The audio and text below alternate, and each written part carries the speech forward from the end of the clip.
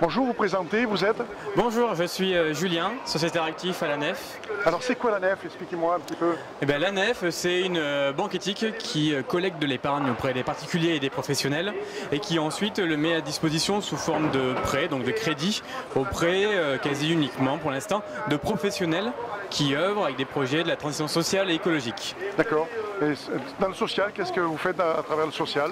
Le social, ça va souvent être par exemple des associations de quartier qui œuvrent auprès des publics du quartier.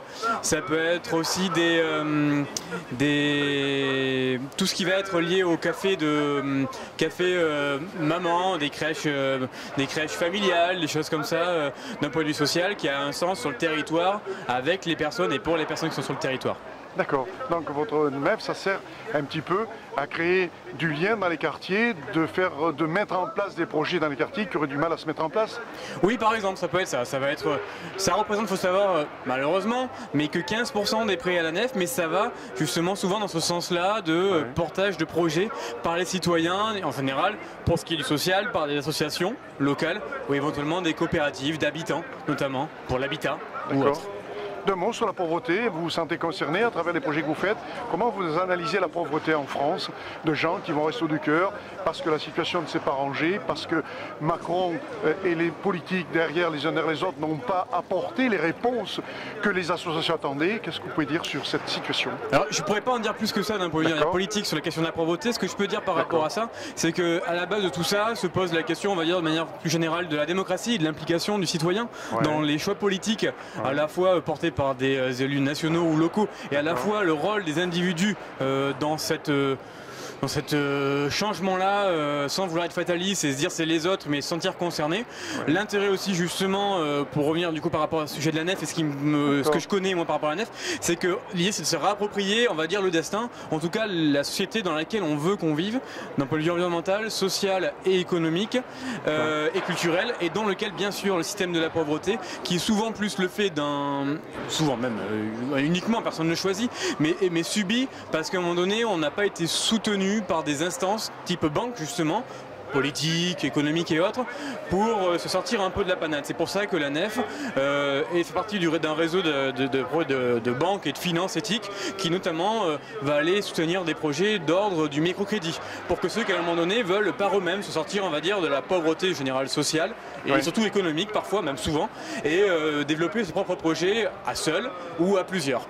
C'est un petit peu ce qu'ils font en Afrique. Ils aident l'Afrique pour pouvoir mettre des micro-projets où ils vont faire en sorte de se débrouiller tout seuls et faire en sorte de monter des petites micro-entreprises qui leur permet de pouvoir s'aider, de vendre et d'être autonomes et de se sortir d'une espèce de pauvreté dans laquelle, malheureusement...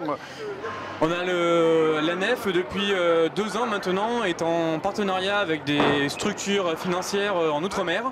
Je pense à pas Madagascar, à Mayotte par exemple, qui sont là-bas aussi pour les accompagner à soutenir le développement de l'économie locale. De subsistance si je puis dire ou pas, et c'est aussi le rôle de la Nef d'accompagner ces structures-là sur le développement financier de leurs activités pour qu'elles soient autonomes et moins dépendantes des politiques ou de l'Occident, si on veut dire ainsi. D'accord. Pour conclure, quel projet vous avez là en place en ce moment pour répondre à ces attentes? Qu'est-ce que vous mettez en place là? La Nef par exemple, clairement, comme l'idée c'est de collecter de l'épargne, notamment auprès des particuliers et aussi des professionnels, et ensuite pour le prêter, c'est uniquement là-dessus, il n'y a pas de financement par les marchés financiers ou autres. En ce moment là il y a 40 000 sociétaires parce que c'est une coopérative nationale, et l'objectif c'est d'ici la fin de l'année d'avoir 10 000 sociétaires ou clients en plus et ça se matérialise principalement par la prise d'un livret d'épargne qui se fait directement en ligne plutôt qu'un livret A, plutôt qu'un LDD, plutôt qu'un code EVR, un code EVI ou autre. On peut prendre un livret d'épargne à la Nef et cet argent-là ensuite il sera réutilisé pour justement prêter à des porteurs de projets. On peut aussi prendre un compte à terme pour ceux qui ont plus de sous, qui veulent le bloquer très longtemps sur un compte à épargne, et ensuite il est aussi possible de prendre des parts sociales du coup dans la coopérative qui permet de soutenir le projet et de faciliter le soutien au projet de la transition sociale et écologique. Donc les gens qui prêtent de l'argent, ils mettent comme sur le livret A, ils ont des intérêts dessus, sur l'argent qu'ils prêtent ou pas du tout? Oui, alors la philosophie de la Nef, on va dire comme à peu près contrairement à toutes les autres banques, c'est pas de faire de l'argent avec de l'argent, D'accord.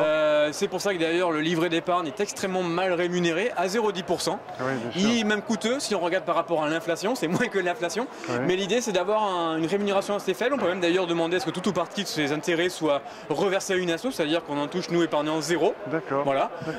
Et que cet argent-là soit peu rémunéré à l'épargnant pour qu'il soit plus facilement accessible en termes de coût du prêt, du taux d'intérêt, pour le porteur de projet qui demande un prêt.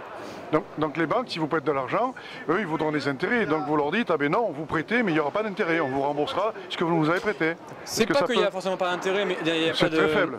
Quand on prête, quand la NF fait un taux d'intérêt à un porteur de projet qui lui fait un crédit, elle le calcule de manière très simple. 1, il faut qu'elle rémunère l'épargnant. Plus l'épargnant est gourmand, 2, 3, 5, 10% comme les assurances vie, plus il va falloir faire cher le prêt, le crédit, si on se rémunère que par ce biais-là, bien entendu.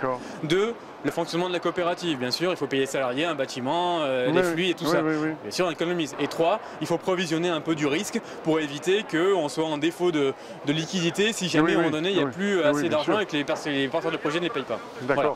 Donc à un moment donné, c'est simple, ça se constitue comme ça. Si on veut que les porteurs de projet aient un crédit qui soit intéressant pour eux, et en passant avec les sous de la nef, il faut aussi que les épargnants fassent un effort, entre guillemets, de ne pas chercher une rémunération à 5, 7 ou 8%.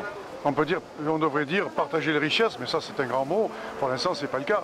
Partager les richesses pour que justement ces richesses-là soient mises à la disposition de vos projets, de ce que vous faites si on partage les richesses. Mais ce n'est pas le cas. En fait, surtout l'intérêt, c'est d'avoir une vision beaucoup plus altruiste et collective que individualiste. On va moins chercher et vouloir à se rémunérer soi en disant je veux être vachement rémunéré mais je veux changer le monde. Là, il y a en fait une sorte de 1, dissonance cognitive, 2, d'incompatibilité économique. À un moment donné, dans le schéma de la nef, et même dans n'importe quelle banque, si vous avez un prêt qui est pas cher et des épargnants qui sont hyper bien payés, à un moment donné, ils prennent l'argent où? Et là, je vous laisse deviner où est la question, où est la réponse, et à voir si c'est en raccord avec les valeurs de chacun et de chacune. D'accord.